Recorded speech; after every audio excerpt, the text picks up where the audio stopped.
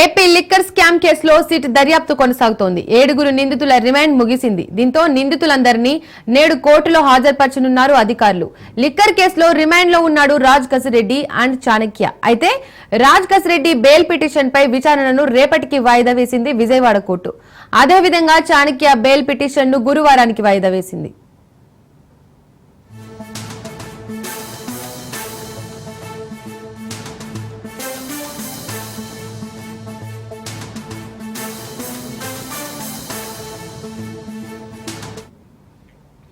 AP liquor scam కేసులో SIT దర్యాప్తు కొనసాగుతోంది. 7 నిందితుల రిమాండ్ ముగిసింది. దీంతో నిందితులందరినీ నేడు కోర్టులో హాజరుపరచనున్నారు అధికారులు.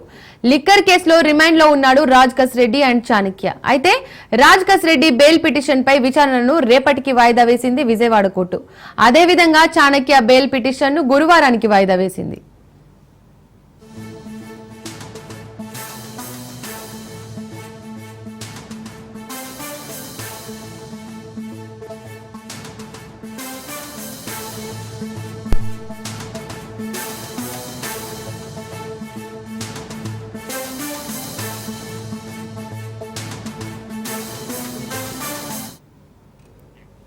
ఏపీ లిక్కర్ స్కామ్ కేసులో సిట్ దర్యాప్తు కొనసాగుతోంది. 7 నిందితుల రిమాండ్ ముగిసింది. దీంతో నిందితులందరినీ నేడు కోర్టులో హాజరుపరచనున్నారు అధికారులు.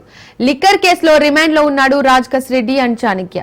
అయితే రాజ్ కసిరెడ్డి బెయిల్ పిటిషన్ పై విచారణను రేపటికి వాయిదా వేసింది విజయవాడ కోర్టు.